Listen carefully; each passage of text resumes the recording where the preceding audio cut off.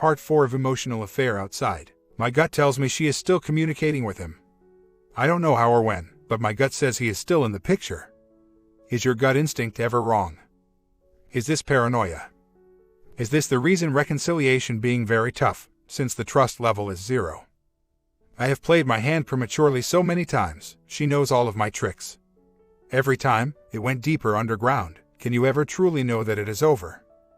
I know, the polygraph route supposedly would be the most telling. Perhaps that will be required. Do I give it time and remain careful and observant? If she is that deep underground, she will slip up sooner or later. I don't think it is time to spring the nuclear bomb of a polygraph. I just don't know if I'm crazy or my gut is accurate. Continue the 180 and keep working on myself. That is hard. It was easy doing the 180 when I thought it was still going on. I was done with my relationship and was working on getting things in order to end it. Now, I have that small glimmer of hope that the marriage can be saved. I want to work on the marriage and open myself back up to her. However, I don't want to get crushed again. I told her last night that my gut says she is still contacting him. If she is, I would rather her tell me now while I'm still somewhat crushed. I don't want to rebuild only to be crushed again. So, do I assume it is over and act accordingly? Or do I assume it is still ongoing and act accordingly? Keep my feelings toward her closed off or open myself back up to her? Wow, it seems harder right now trying to decide which way to go than it did early on. The pain isn't nearly as deep as the wounds are healing, but I am somewhat at a loss as to what to do now. Friday night, I mentioned taking the kids to the carnival in town. She seemed too enthusiastic for me to do that. A well-placed VAR got a hit. I told her I want a divorce. My gut says she is still in contact. She vehemently denied it. I played a portion of the tape. She broke down and cried her eyes out. She doesn't want to lose me, I said. You sure could have fooled me. I was calm, but firm. She called him to end it. I said it needed to be in my presence. She denied, but I accepted as my backup plan would allow me to hear it anyway. However, technical difficulty failed me. I didn't get that conversation. It was, however, only 5 minutes compared to the previous 2-hour one.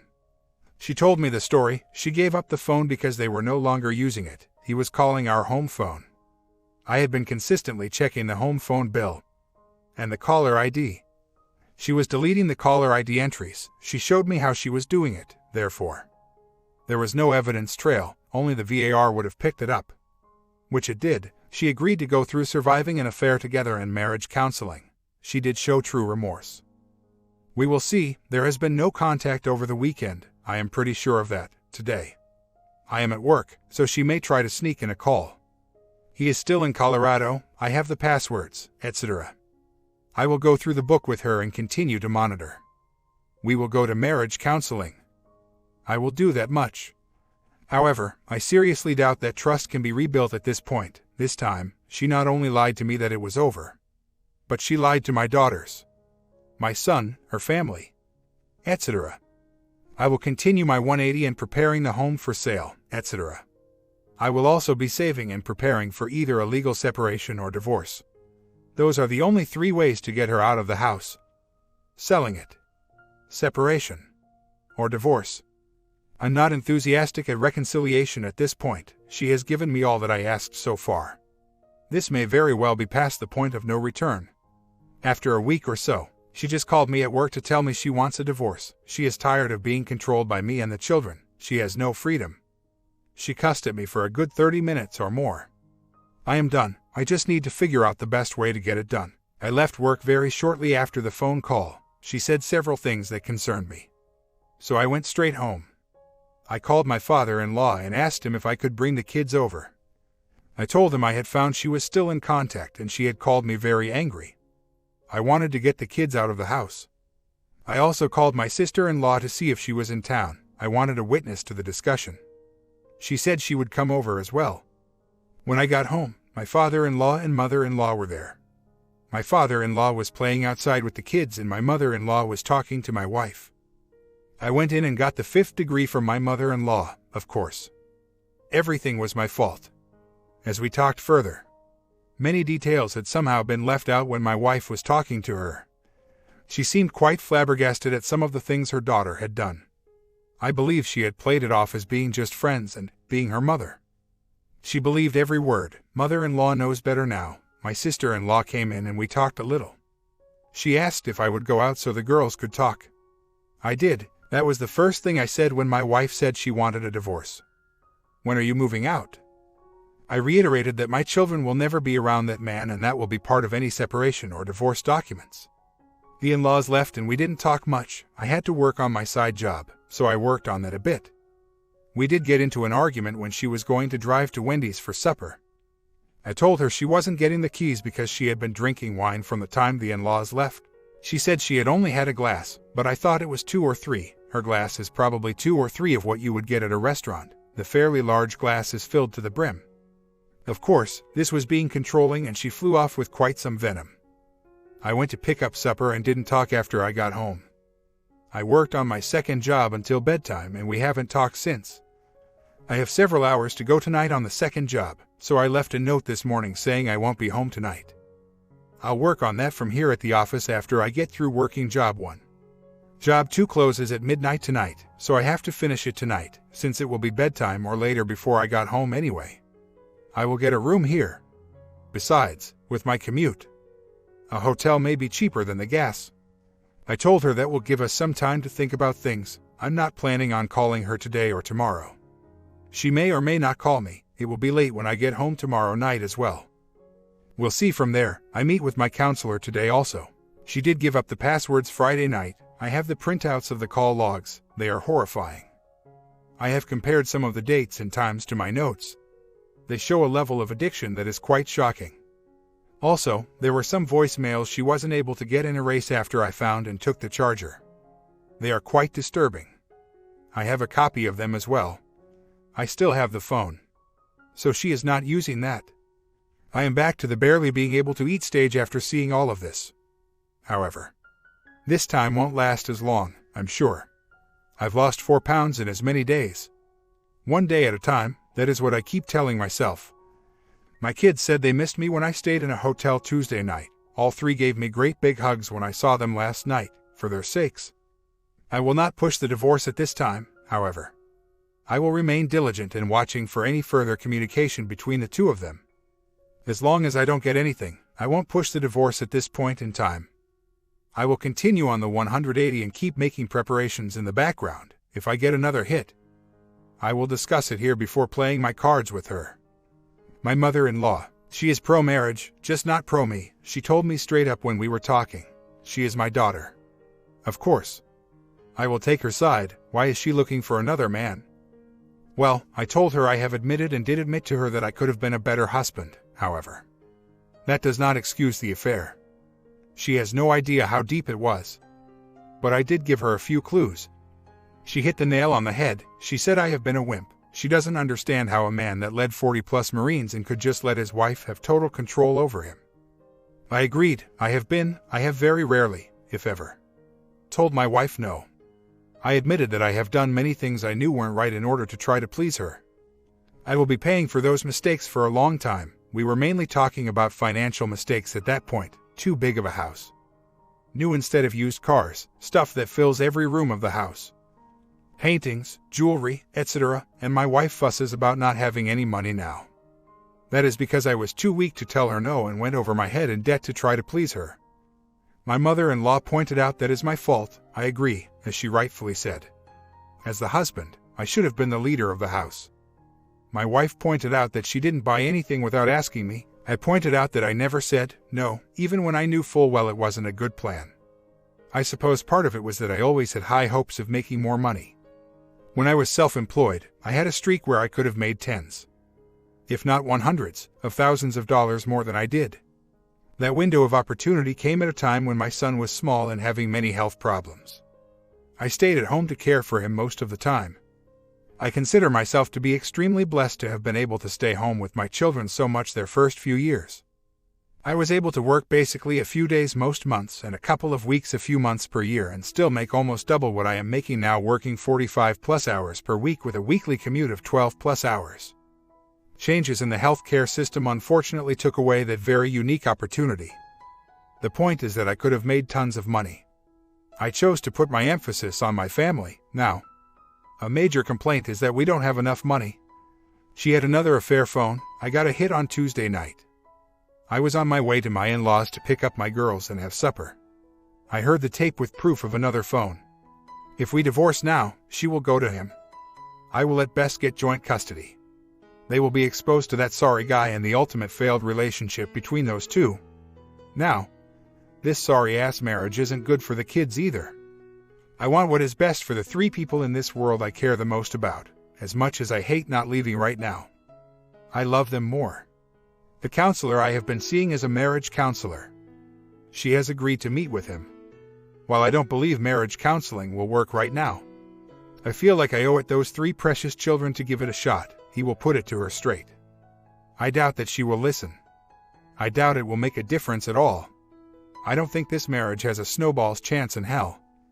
Divorce may make her wake up and smell the coffee. She will no longer be able to have her cake and eat it too. The reality of life on her own will be a total shock to her. That may be what it takes to wake her up. Even if it does wake her up, it will be too late.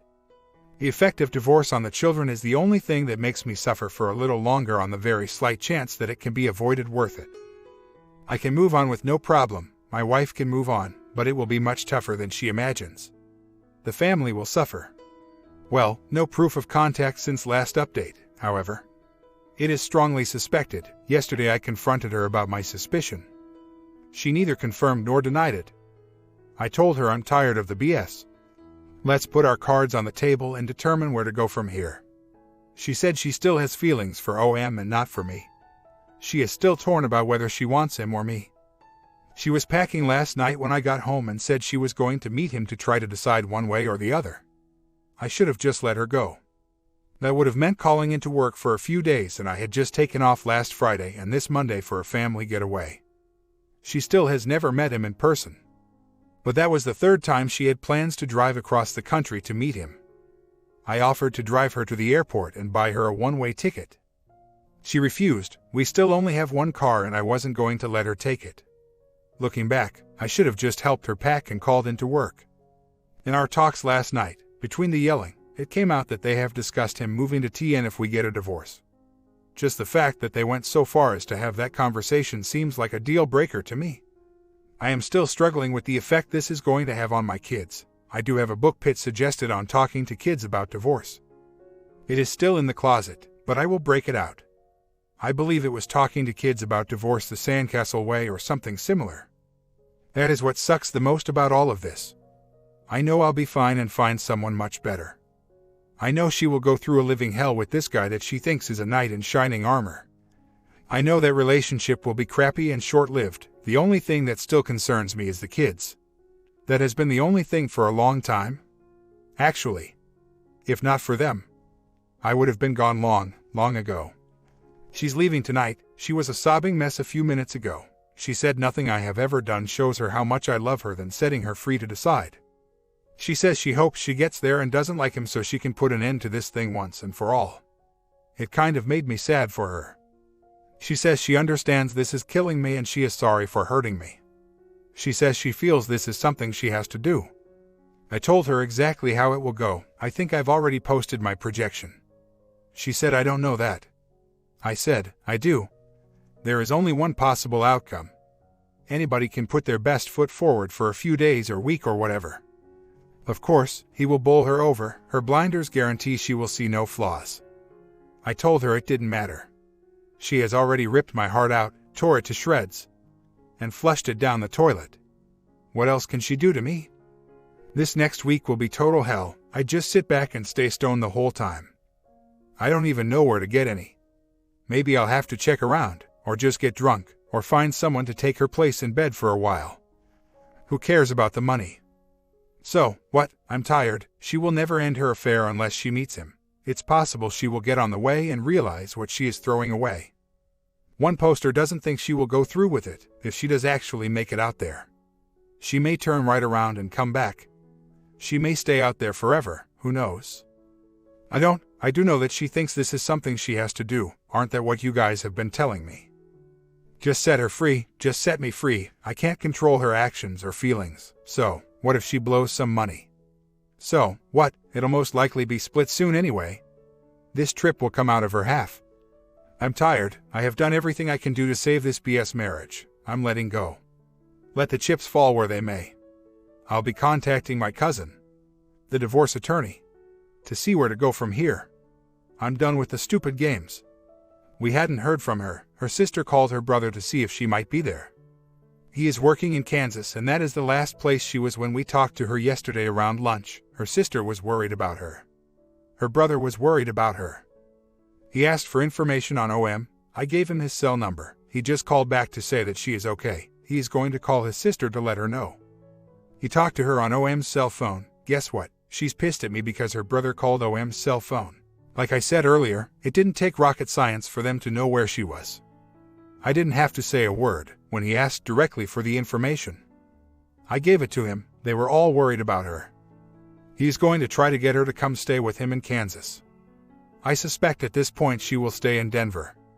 I am a wreck. I need to get it together and go take the kids to the river. I know I have to move on.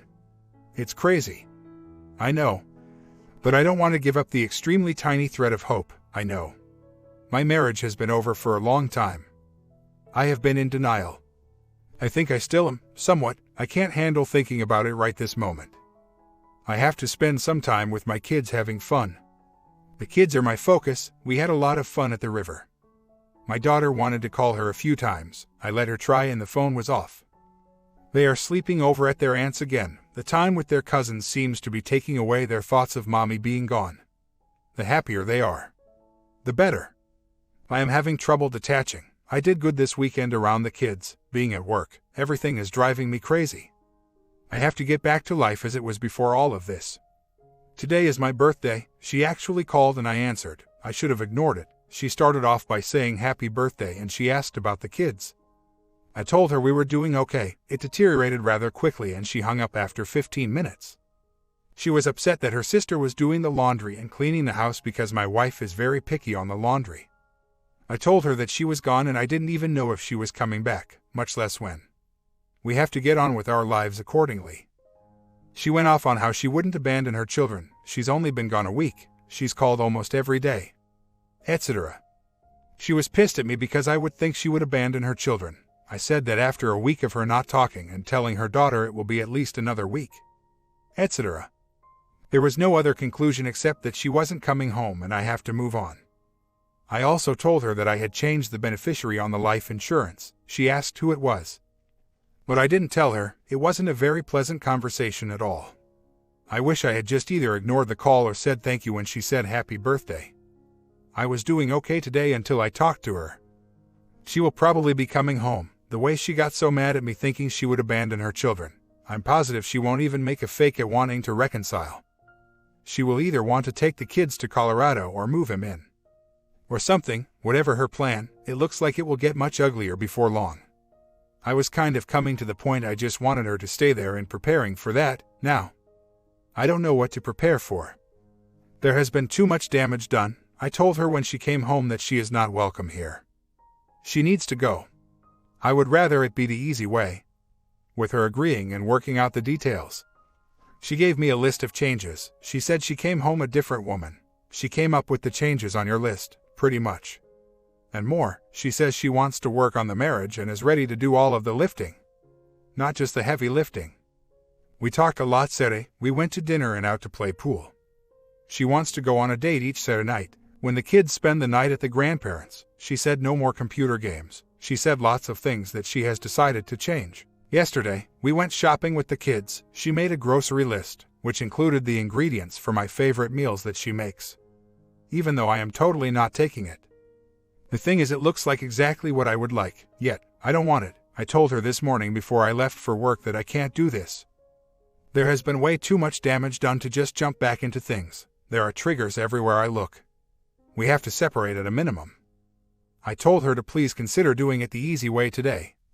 I don't want her. All this time, I have fought and struggled through this thing thinking the best thing for our children was to fix this marriage. Now that she seems to want to do that exact thing, I don't want it. It seems like it truly is too little, too late. Affair went physical affair when she went to be his live-in girlfriend for 2 weeks. Was preparing for divorce when she supposedly had an eye-opening experience and said she doesn't want a divorce and she wanted to work on the marriage. The first few days, her words, actions, attitude, etc. matched that statement. After a week, she contacted him. She was drunk, so after much discussion and another round of crocodile tears, I gave it a little longer, 2 more strikes the next week. So, now, we are separated. We worked out terms where the kids keep the house. We share the house. I get 4 nights per week in the house with the kids while she stays at her sister's house. She gets 3 nights per week in the house with the kids while I stay at my parents' house. I know that won't work long term, but for now, it seems like a fair arrangement to me. I believe that will work until we are able to sell the house and stuff inside it to give us both some cash to start our own individual households. I feel bad for the kids, but I feel relieved. I put in a long hard battle to try to save a marriage that totally sucked. Today, I feel free. Rule was made perfectly clear. Neither of us is to ever bring a member of the opposite sex into that home, period. We'll be selling it in the divorce. Until then, as we share it, there will be no other man or in that home at all. Also, neither of us is to bring another man or woman around the kids. No introducing them on the phone, internet, or nothing. The kids are to have absolutely no contact with other man or with any woman that I may become involved with. I have consulted with an attorney. If I can get close to the expected outcome of using him without the thousands, I'll go for it, even with the attorney. It isn't a guarantee. I agree on getting what you pay for. I won't give away the farm to avoid the fees. Yet, the price warrants some work in that direction. Last night was very hard. It was my night with the kids. I enjoyed that part very much. Until bedtime, my daughter cried and begged me for 10 minutes to come home tomorrow night. She said, "I'm not going to sleep until you and Mommy both sleep in this house." They gave all kinds of alternatives. I can live upstairs and she can live downstairs. They will not let us fight. They will be in the middle and refuse to leave if we start to argue. It's not fair to them to not have both parents every night. I wanted so bad to explain to them exactly the reason we are not together anymore. Explain just what that 2-week vacation entailed. How she called him after the supposed wake-up call. How she has chosen that piece of crap over me and them. However, I understand that they are part her. Any knocking down of her will be internalized by them that they are bad. That is the hardest part of this whole darn thing. Seeing the pain she has caused them. My oldest asked me, "Daddy, does it get any easier?" I almost broke down and cried. I told her, "I sure hope so. It will get easier with time. One day at a time, one foot in front of the other. One bite of the elephant at a time. I know divorce is better for them than continuing a bullcrap marriage with their cheating mother. But, somehow, that doesn't bring much solace when they are crying and begging me to not stay somewhere else on my 3 nights away. I explained to them that I will not be with their mother. We both worked out what we thought would be best for them. That is why we came up with the schedule we did. Oh well, the hardest part of the week is past, only 1 night away. Tonight, and then I get them for the whole weekend. Well, I've written her a letter to give her at our transition tonight. I've enclosed a blank copy of the divorce documents. I've told her that we should both complete a copy on our own. Then we can sit down and try to iron out the differences. I outlined the procedures and asked for the forms to be completed by next weekend. I suspect there will be some large discrepancies between hers and mine, especially in the areas of alimony and child support. Those will be the hardest to iron out. I believe everything else will be easy. My brother was telling me last night what his first wife thought when they were getting a divorce. She laid out for him what she thought he was going to be paying her each month for alimony, child support, etc. He laughed at her and asked if she realized that was about 3 times as much as he even brought home each month. They ended up with near equal custody of the children where there was no alimony or child support of any kind, in other words. I know there will be initial discrepancies, but I do have hope we will be able to iron them out ourselves. She has no concept of money. She's always gotten what she wanted, if we didn't have the money. I robbed Peter to pay Paul, and went into debt. That is changing. I just worked on a budget today for our new arrangement. She called to ask me to bring home cat food when we have our changeover tonight. I told her the cable and internet must go. She balked, but I pointed out there is only so much coming in. I will give her a copy of the budget tonight. If she sees some extra money in there magically, please let me know. I am a controller for a hospital. I do the budget for millions of dollars with very many different types of expenses. There is no wiggle room in that budget I created.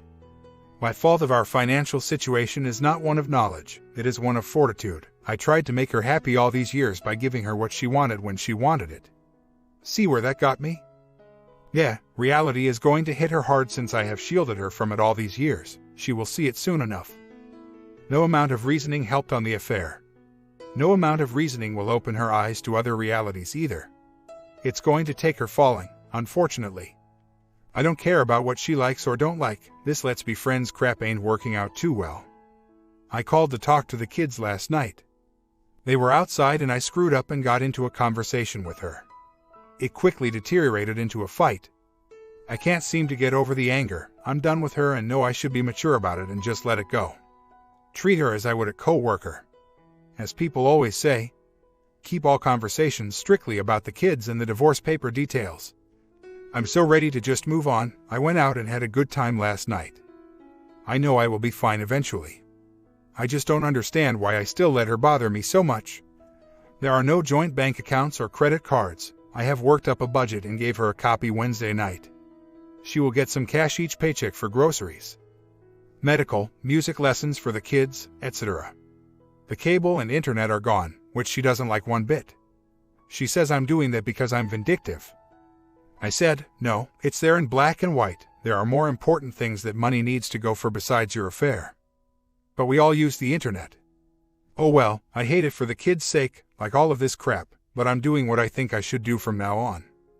I don't care what she thinks. At one point, we were fussing about money. She didn't like the budget I had worked up. Especially the cutting the internet part. You are always so consumed with money. Well, so that is why we have such a big house full of stuff all bought to try to make her happy and the debt to go with it. Because I've been such a miser. He makes 10 times as much money as you do. Oh. That's when I really lost it. That's why he has a roommate and didn't send you money to come out to visit him months ago. Or come here himself.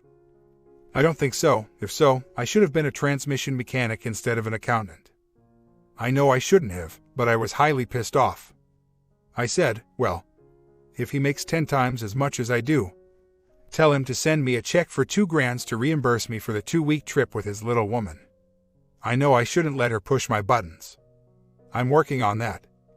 Yes, if they end up together, it won't last long. Either he will tire of her crap or she will be cheating on him before long or both.